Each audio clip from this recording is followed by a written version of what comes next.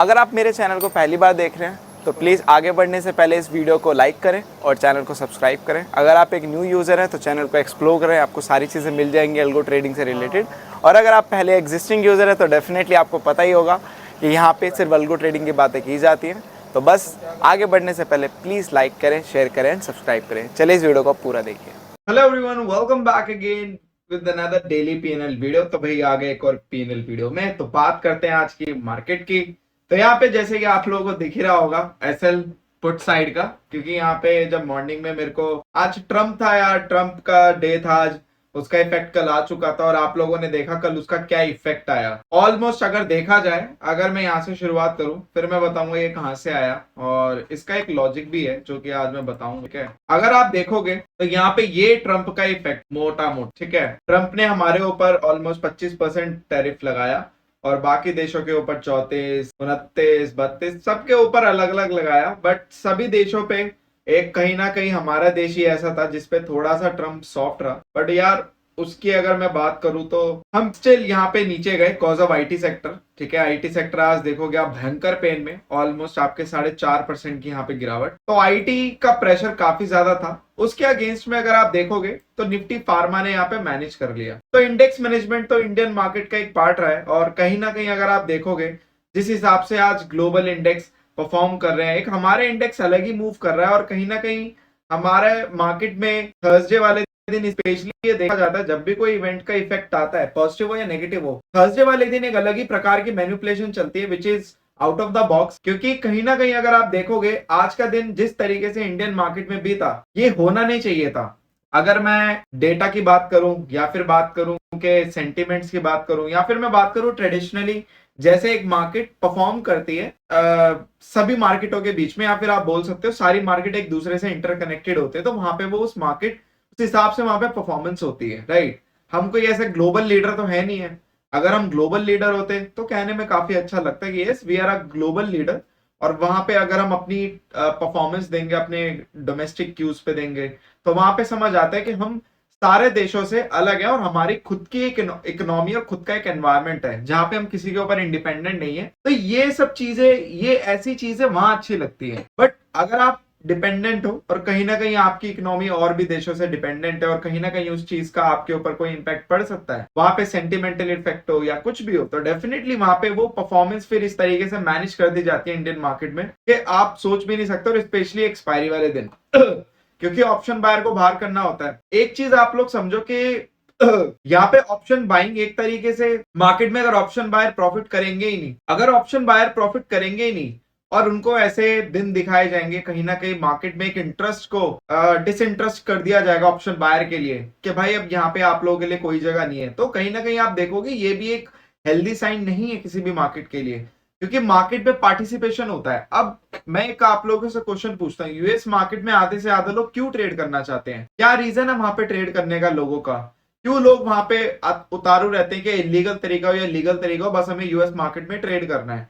क्योंकि अगर आप देखोगे यूएस मार्केट के जो मूवमेंट होते हैं वो शार्प होते हैं और कहीं ना कहीं एज पर एक्सपेक्टेड ही होते हैं। अगर वहां पे कोई गुड न्यूज है तो there is a good news, अगर वहां पे कोई बैड न्यूज है तो there is a bad news. वहां पे मार्केट उस तरीके से परफॉर्म करता है और एक्सपेक्टेडली परफॉर्म करता है। अगर आप देखोगे यूएस मार्केट के एक एक पैटर्न अच्छे से वर्क करते हैं 10 में से 9 बार, बट इंडियन मार्केट के पैटर्न 10 में से 9 बार परफॉर्म ही नहीं करते। एक दो बार ही होता होगा बस जो परफॉर्म करता है, अदरवाइज इंडियन मार्केट के पैटर्न अपने हिसाब से चलते हैं। तो यही सबसे बड़ा डिफरेंस है जिसकी वजह से यहाँ पे आपका पार्टिसिपेशन कम होता जा रहा है। अगर आप देखोगे डेटा का ऑप्शन बाइंग का, तो ऑप्शन ट्रेडर्स का डेटा यहाँ पे डिक्लाइनिंग मोड पर आया है, लोगों का यहाँ पे पार्टिसिपेशन गया है, तो ये भी एक हेल्दी साइन नहीं है। आगे जाके इस चीज से हमें प्रॉब्लम होने वाली है, क्योंकि इस तरीके के अगर आप मैनिपुलेशन देखोगे तो आज काफी ज्यादा मैं बोलूंगा डिसअपॉइंटमेंट आपका सेशन रहा।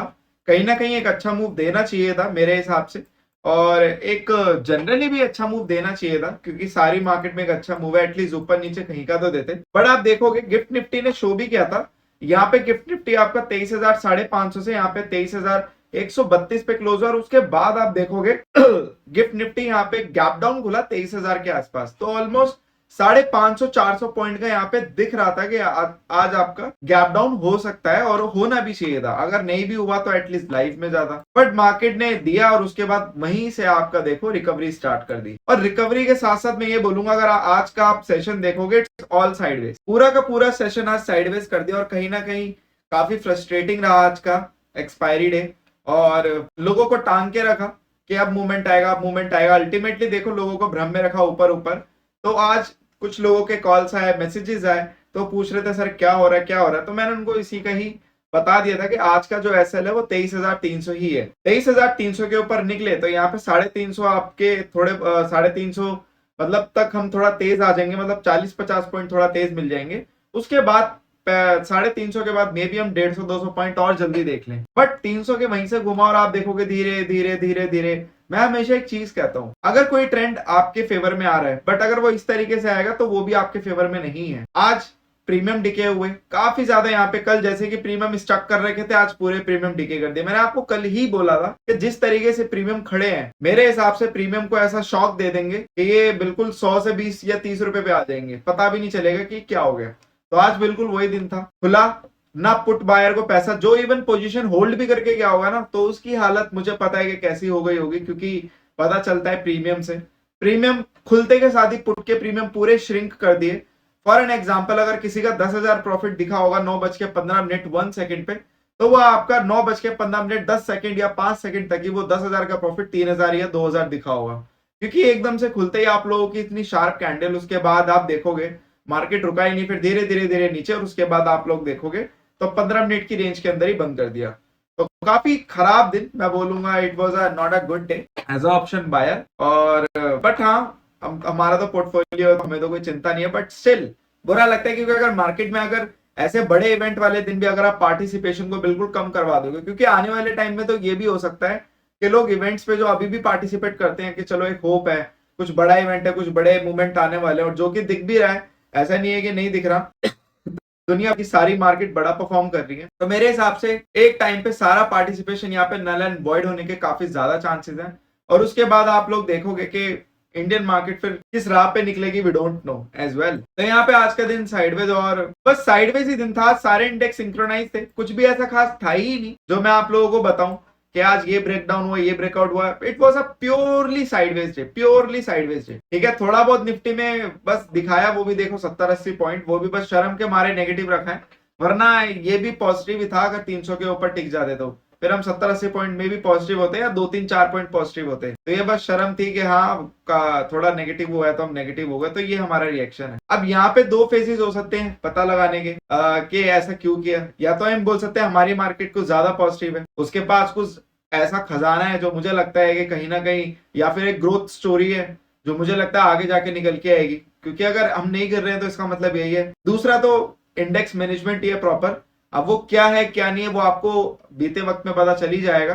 बट अगर हम कल यहाँ पे शार्प सेलिंग कर गए, जो कि मुझे लग रहा है कि कर सकते हैं, कल अगर यहाँ पे शार्प सेलिंग आती है तो कोई बहुत बड़ी बात नहीं है, कल मे भी हम शायद एक बड़ी सेलिंग की ओर अग्रसर करें, और कल ही कल हम 22,800-900 भी देखें, कोई बड़ी बात नहीं है, क्योंकि निफ्टी के लिए अब 200, 250, 300 पॉइंट गिराना कोई बड़ी बात नहीं है, और निफ्टी अपने आप को उतना मैनेज करके चल रहा है। अगर आप देखा जाए तो हम एक दिन में 450-500 पॉइंट तो नहीं गिरा रहे, जनरली 300-350 गिरा ही रहे हैं।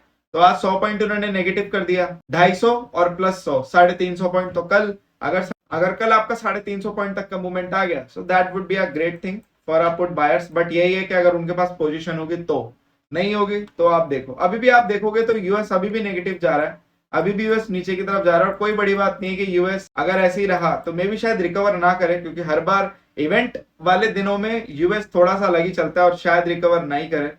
अगर नहीं करेगा तो यहाँ पे आप लोगों के लिए कल एक गैप डाउन मिल सकता है, और गैप डाउन के बाद एक बड़ी सेलिंग कंटिन्यू हो सकती है। ठीक है, तो कल का दिन आज का दिन देखने वाला होगा, क्या परफॉर्मेंस आती है, उसके बाद ही हम डिसाइड करेंगे। ठीक है, अब बात करते हैं पोर्टफोलियो की।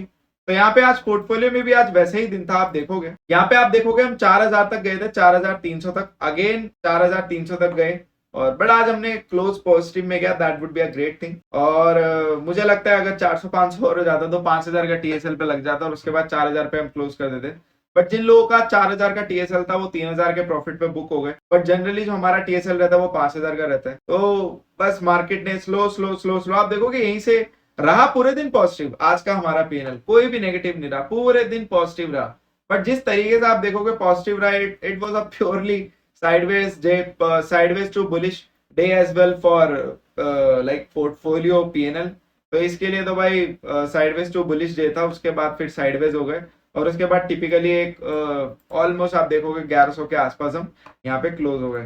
तो ultimately day was positive, but मुझे लगता है कि आज अगर अच्छा खासा मूवमेंट होता तो मे भी शायद 7-8 हजार, 10 हजार, मे भी 12-13-14-15 हजार तक भी हम आज जा सकते थे, जिस तरीके का आज मूवमेंट दिख रहा था over the globe. But it's a India market, तो कुछ नहीं कर सकते। तो बस इस वीडियो के लिए इतना ही। Thank you so much for 11 support. Just make trading awesome with us. Will see in the next.